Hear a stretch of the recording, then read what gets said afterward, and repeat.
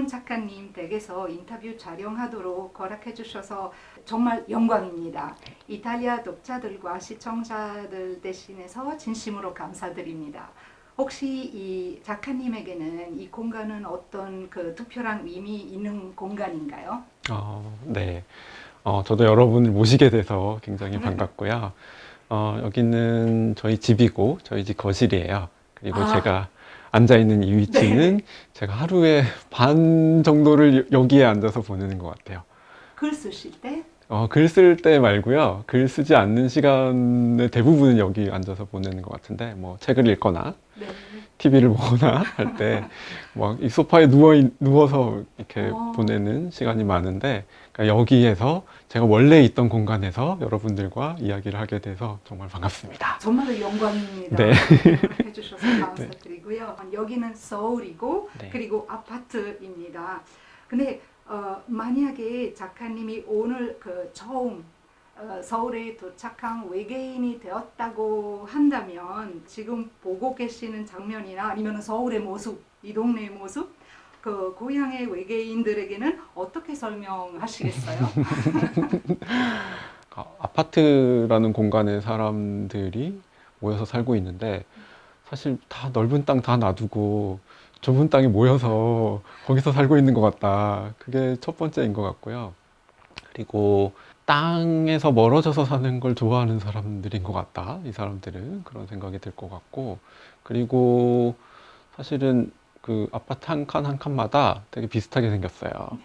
어딜 가도 비슷하게 생겨서 남들이랑 비슷한 공간에 사는 게 좀 안정감을 느끼는 것 같다. 한국 사람들은 그렇기도 하고, 또 하나는 한국 사람들, 특히 서울 사람들의 어떤 삶의 목표 중에 하나는 돈을 많이 벌어서 아파트에 들어오는 거거든요.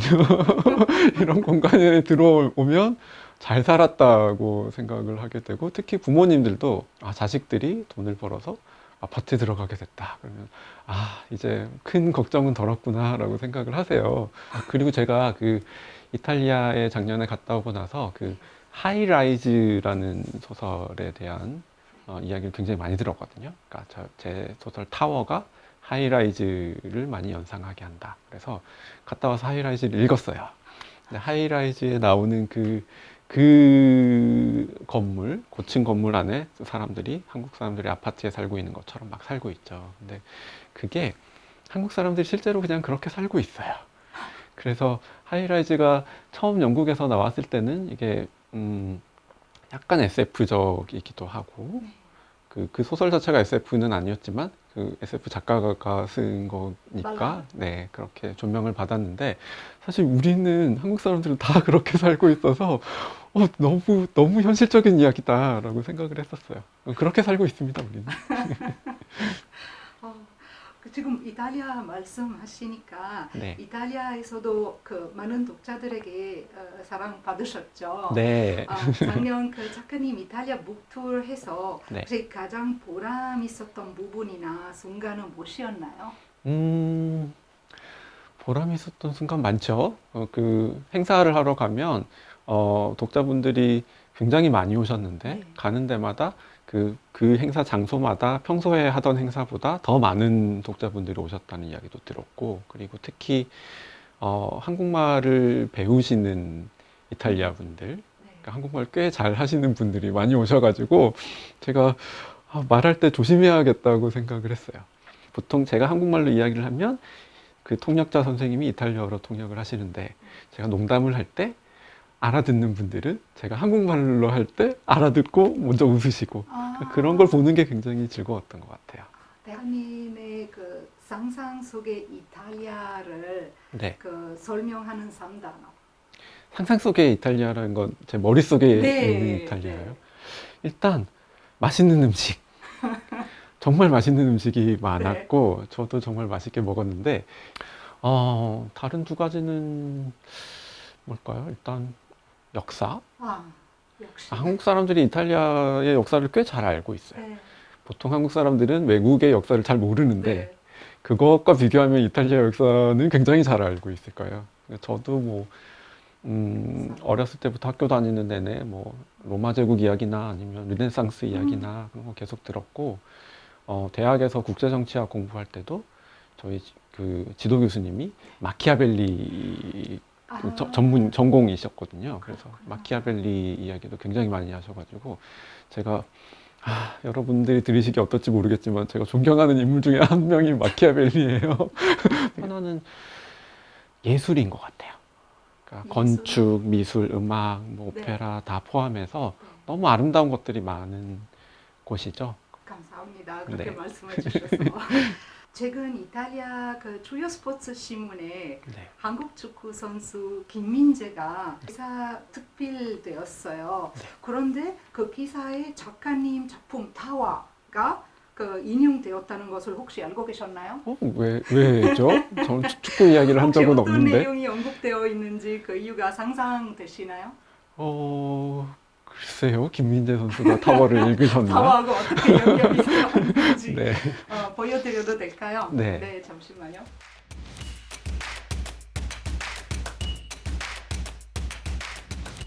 어떻게 생각하세요? 어, 굉장히 뭐랄까요? 영광스럽다고 해야 되나? 네, 그런 스포츠 신문이니까. 그쵸. 김민재 선수는 특히 최근에 월드컵에서도 활약을 했고 제가 이탈리아에서 활약하고 있는 거 매일매일 듣고 있는데 네. 네, 김민재 선수의 행동을 설명하기 위해서 제 소설이 인용됐다는 게 굉장히 영광스럽다고 생각하고요. 네, 다와에 그 등장하는 인물들은 많은 인물들은 집을 떠나 새로운 환경에 적응하게 됩니다. 다와에서 내부, 외부, 시민, 외국인 같은 대비 이민, 난민을 다룬 것 같은 운이어에 눈이 가더라고요. 그래서 작가님께 이러한 주제에 대해 관심 가지고 글을 쓰시게 된 이유, 계기나 무엇인지 여쭤봐도 될까요? 네. 이 타워에 나오는 이 빈스토크라는 건물은 인구가 한 50만 명 정도가 되는 도시이고 나라거든요. 네. 그래서 인구가 50만 명이면 충분히 크지는 않아요. 이렇게 생활을 하다 보면 경계 밖으로 자꾸 나가게 되고, 그리고 경계 밖에 있는 세계와의 관계에 대해서 계속 생각하게 되는 공간인 것 같아요. 그러니까 그래서 이 50만 명 정도의 공간으로 설정을 해두면 안팎의 관계, 경계선 안과 밖의 관계를 계속 생각을 하게 되는 것 같아요. 그래서 이 경계를 다루는 것도 어떻게 보면 한국적인 특징 중에 하나인 것 같아요. 한국 사람들은 태어나면서부터 우리 그 휴전선이라는 경계를 가지고 태어나서 이 세계에는 다 이런 경계선이 있을 거라고 생각을 하고 있어요. 놀랍게도 많은 한국인들이 어른이 되고 나서 처음 해외여행을 가면, 특히 유럽 여행을 가면 깜짝 놀라는 게 국경을 넘어갔는데 아무 일도 일어나지 않네? 라는 건 굉장히 신기해 하거든요. 근데 우리는 북한과 네. 그 나눠져 있는 경계선에 그렇죠. 철조망이 있고 군인들이 지키고 있기 때문이에요. 그래서 그것에 관한 이야기를 한 것 같아요. 그런 경계선 사이를 오가는 사람들에 관한 이야기를 타워에도 반영을 했는데, 타워에 나오는 여러 존재들 중에 진짜 외국인들은 동물들인 것 같아요. 그러니까 외국인이라고 나오는 사람들보다 더 외국인들은 동물들이었던 것 같고, 이게 한국에도 한국 사람들은 우리가 단일 민족이라고 생각을 하고 있는데 약간 그 이데올로기나 프로파간다에 가깝긴 하거든요. 지금 외국에서 온 노동자들도 굉장히 많고, 그 외국인 노동자나 아니면 이주해서 결혼 이민들도 많은데, 그래서 그 자녀들 세대가 이제 꽤 숫자도 많아졌고 이제 어른이 돼서 사회에 나오는 시대가 되고 있어요. 그래서 이 타워를 맨 처음 썼을 때가 2009년인데 그러면 가까운 미래에 이런 사람들이 한국이라는 사회에 본격적으로 등장할 거다라고 생각은 하고 있었어요. 그렇게 생각은 했는데 저도 동물들을 진정한 외국인으로 쓰고 있다는 건 몰랐는데 이것도 이탈리아 독자들이 지적을 해준 거예요. 계속 동물들에 관한 질문들을 해주셨는데 계속 질문을 받다 보니까 정말로 말이 안 통하는 사람들. 그러니까 빈스토크는 일단 다 한국말을 쓰는 공간이어서 아무리 외국인이라도 사실 말은 통하는데. 아미타바코끼리. 네, 맞아요. 한국 사회 변화에 대해서 말씀해 주시는 김에 네. 빈스톡 타워를 그 중심으로 그孤独이라는 주제도 굉장히 제가 봤을 때는 두드러지는 것 같아요. 그 한국에는 평균 세대 원수가 지금 2.17명으로 그 사상 최저치를 기록하고 있고 1인 세대가 1,000,000명 지금 가까이입니다. 그래서 요새 그 혼적, 혼밥, 혼술, 혼놀 같은 그런 신조어도 이렇게 많이 쓰이고 그리고 각자 도생이나 뭐 고독사 그 슬픈 말도 자주 그 들리는 것 같아요. 네. 이 혹시 뭐 이런 거에 대해서 어떻게 생각하시는지 이 문제를 해결하기 위해서는 그 비스톡 타워를 폭격, 범빙 할 수밖에 없는 문제인지 그거 유일한 그 희망일까요? 아니겠죠. 제가 그 문제를 해결하려고 네. 누군가가 이 빈스토크를 공격하는 건 아닐 것 같고요. 네. 그 문제 때문은 아니고 다른 문제 때문이겠죠. 약간 이 빈스토크는 제국주의적인 팽창을 하고 있으니까 네. 그래서 그 외국의 어떤 코스모 마피아라는 네. 사람들이 적이 되는 그런 상황인데, 그러니까 좀 다른 면인 것 같아요. 네. 그 빈스토크 안에서 사람들이 한국말로는 파편화된다고 이야기를 하는데 네. 그런 그 문제를 해결하기 위한 방법은 아마 그 부록의 520층 연구라고 했던 부록의 520층 연구라는 네네네. 가상의 책의 내용을 제가 네. 써봤거든요. 네네. 이거 처음에 예전에 이 소설이 처음에 책으로 나오기 전에 연재를 했었는데 인터넷에 네. 그때 독자들이 궁금해했던 것들이에요. 520층 연구를 책으로 쓰면 어떻게 될까라고 해서 제가 서문만 써봤어요. 쉽지는 않은데 네. 가상의 그 학술 서적을 써봤던 것 같고, 저도 아파트에 살고 있는데 옆집에 누가 사는지 모르거든요. 옆집에 새로 이사 오신 분하고는 인사를 했어요. 그러니까 제가 여기 이사 왔을 때는 윗집, 아랫집, 옆집에 그러니까 공사하느라 네. 그러니까 소음이 많이 났을 거니까 선물을 찾아 들고 가서 인사를 했었거든요.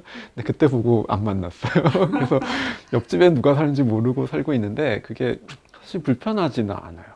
서로 서로 모르고 싶은 상태이기도 해요. 그런 희한한 공동체이기도 한데 여기 아파트 올라오실 때 보셨는지 모르겠는데 1층에 우편함 아래에 네. 택배를 다 이렇게 네네. 놔두면 알아서 찾아가잖아요.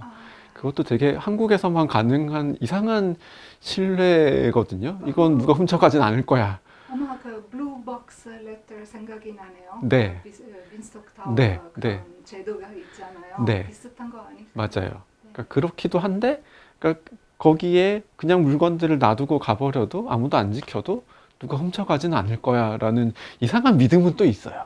아, 그러면서 옆집에 누가 사는지 몰라요. 그러니까 그런 어떻게 보면 우리가 서로 잘 몰라서 생기는 문제가 있는 반면에 네. 그러면서도 뭔가 희한한 신뢰 같은 건 있는 것 같아요. 그러니까 한국에 살면 그런 건 느끼거든요. 네. 그러니까 길에서 가다가 사람들 부딪혔을 때 미안하다고 절대로 안 해요. 그냥 그래요. 타와의 6개 이야기에 네. 또 다른 공통적인 요소가 있다면 그 위계 질서이랄까요? 네. 각 얘기에서는 그 군사적 위계뿐만이 아니라 그 경제적, 학문적, 인간적 그 상하 관계가 상당히 분명하게 드러나고 있는데요.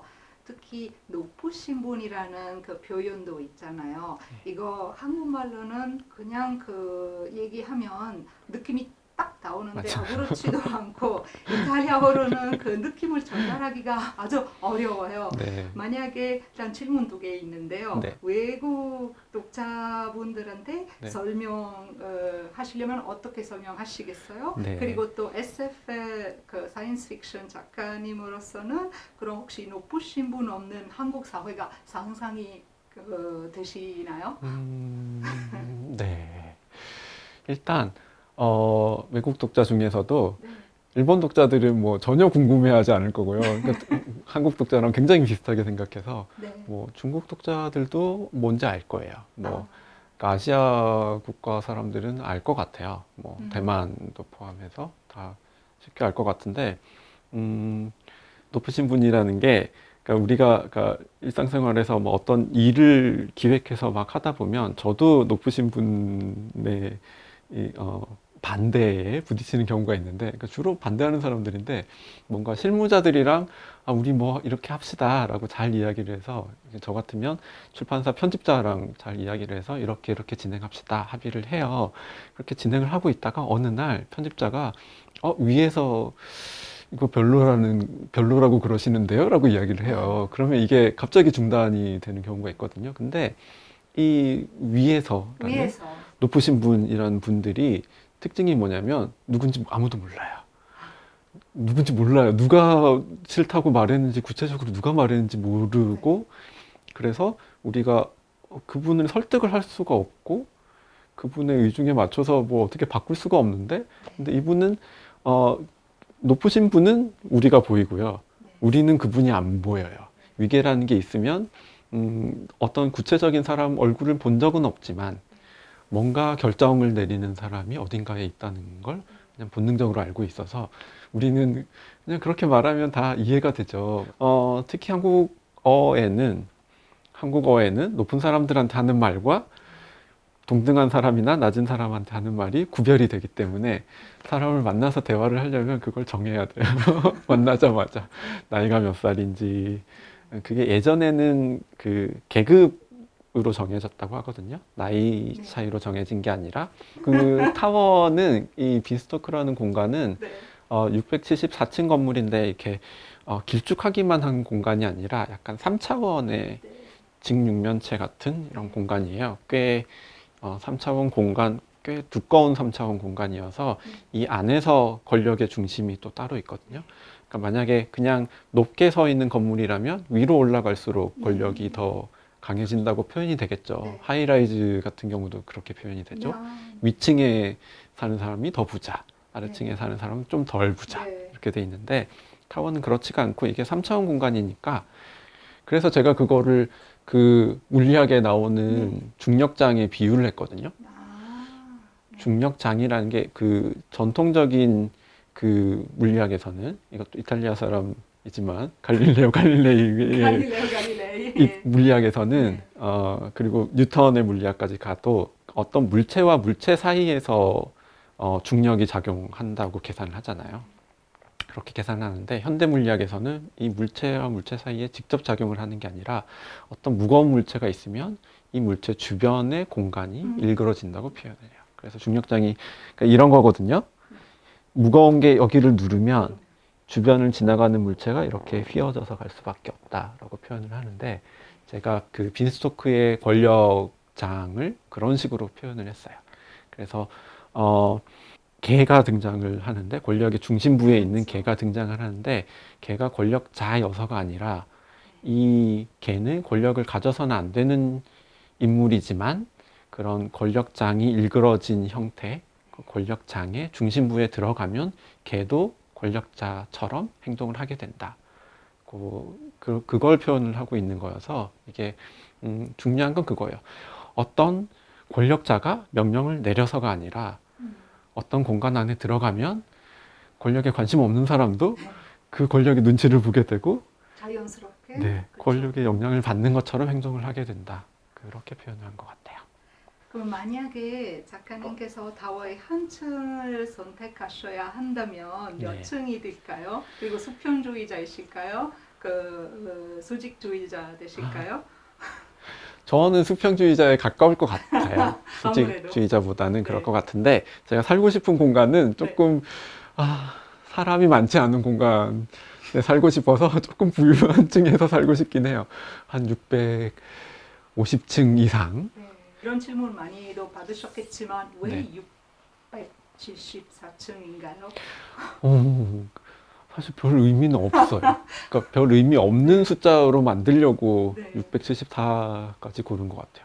맨 처음에 기획했을 때는 500층짜리 건물이었거든요. 네. 근데 이게 너무 숫자가 딱 맞아 떨어지면 누군가 계획하고 만든 건물 같잖아요. 네. 근데 번역하셔서 아시겠지만 이 비스토크는 뭔가 계획된 공간이라기보다는 아니, 예. 약간 마구잡이로 이렇게 만들어진 네네네. 공간이어서 그러니까 의미 없는 숫자가 되게 하려고 674라고 제가 정한 것 같아요. 지금까지 워낙 그 수많은 인터뷰를 하시다 보면 항상 비슷비슷한 질문 받으셨을 것 같아요. 네. 혹시 지금까지 아무도 작가님께 여쭤보지 않았지만 물어봐 줬으면 좋겠다는 그런 질문이 있어요? 근데 진짜 오늘 질문도 제가 받아본 적이 없어요. 오케이. 정말 독특한 질문들이고, 약간 한국 분들은 좀 무난한 질문을 해야 질문을 잘했다고 생각하시는 것 같아요. 그러니까 아파트에 사는 것과 비슷한 마음인 것 같은데, 네. 그 아파트들이 정말 어디 아파트에 가도 대충 비슷하게 생겼거든요. 그래서 네. 처음 가는 집에서도 화장실을 찾아갈 수 있어요. 한국 사람은 찾아갈 수 있어요. 그러면 가장 싫어하시는 질문 아니면 불편해하시는 질문? 그게 그 타워에는 안 나오는데 제 네. 소설 등장인물 중에 네. 그 같은 이름의 등장인물들이 여러 소설에 나온 적이 있어요. 그러니까 네. 김은경이라는 이름을 가진 네. 인물들이 여러 소설에 나오는데, 그 빙글빙글 우주군에는 나와요. 근데, 네, 얘기하겠습니다. 네. 근데 나오는데, 그러니까 계속 쓰다 보니까, 김은경이 여자친구냐? 뭐 이런 질문을 굉장히 많이 받았어요. 지금 그 빙글빙글 우주군 언급하셨는데 내년 올해 네. 그 말에 이탈리아에서 번역되고 출판될 계획인데요. 혹시 스포일러 없이 네. 이탈리아 독자님들한테 이 책에 대해서 조금 소개해 주시겠어요? 네. 빙글빙글 우주군이라는 소설은, 가상의 한국 우주군을 네. 배경으로 한 이야기예요. 한국에 우주군 이런 거 없거든요. 네. 한국은 물론 그 로켓 기술은 이제 가지고 있고 달에도 우주선을 보낼 수 있지만 네. 많이 보낼 수는 없어요. 그냥 한 대 정도 보낼 수 있는. 그래서 한국 우주군이 있는 세계를 배경으로, 그리고 이 세계에서는 화성에도 사람이 살고 있고 화성에도 한국령 도시가 하나가 있는, 그래서 그런 그 한국령 도시도 관리하고 하는 한국 우주군이 있는 그런 세계를 배경으로 소설을 썼고요. 우리가 한국 우주군이 미국처럼 그렇게 뭐 무기가 많고 우주선이 많고 그렇지가 않기 때문에 그냥 소소하게 그 시트콤처럼, 네, 시트콤? 네, 한국 우주군 발사기지 독신자 숙소라는 네. 곳에서 벌어지는 이야기를 이렇게 시트콤처럼 재밌게 쓴 소설입니다. 기대가 되네요. 글 쓰실 때 어떤 뭐 특별한 습관이나 아니면 루틴 또는 그 미신 있으세요? 미신은 없는데요. 이게 소설가들은 다 비슷할 것 같은데, 집필을 딱 하기 전에 뭔가 책상 정리를 해야 돼요. 책상 정리를 하고 방 청소를 하고, 그러니까 정석까지? 워밍업을 하게 되는데 워밍업 길어지면 막 청소도 막 다 하고 그런 시간이 길어지는 것 같아요. 그런 기간이 있고, 네. 장편 소설이면 좀 더 길어지고 한 달 정도 내가 쓰려고 다 준비를 다 했는데 절대 안 써지는 기간이 있는데, 그래서 그럴 때 두 가지 방법이 있는데, 하나는 이렇게 샤워하다가 갑자기 아이디어가 떠오르는 경우가 굉장히 많고요. 집중해서 그런 것 같아요. 아무 생각 안 하고. 네. 그리고 또 하나는 마트에 가는데요. 그러니까 슈퍼마켓에, 마트요? 네, 큰 대형 마트에 가면 그 자주 가던 마트에 가면 어디에 뭐가 있는지 알고 있잖아요. 네. 그래서 그 쇼핑을 할 때 동선을 짜게 되잖아요. 어디를 가면은 내가 다 한 번에 다 살 수 있겠지라고 생각을 하는데, 그게 그 기억하는 방법 중에서 내가 기억하려고 하는 거를 머릿속에 어떤 공간을 만들어 놓고. 이탈리아 독자들한테 혹시 하고 싶으신 말씀 있으세요? 네, 저는 사실 작년에 이탈리아에 방문해서 독자분들을 만나서 굉장히 즐거웠고, 네. 그래서 다른 한국 작가분들한테 이탈리아어로 책이 번역될 기회가 있거나 이탈리아에 갈 일이 있으면 꼭 가라고 추천을 막 굉장히 열심히 하고 다니거든요. 네. 그래서 저도 또 저의 다른 책도 이탈리아어로 번역이 될 거고 또 기회가 되면 저도 이탈리아에 가서 또 여러분을 만나뵐 예정이니까 그때까지 건강하시고 또 행복하시고 또 꼭 만날 수 있었으면 좋겠습니다. 귀여워요. 고맙습니다.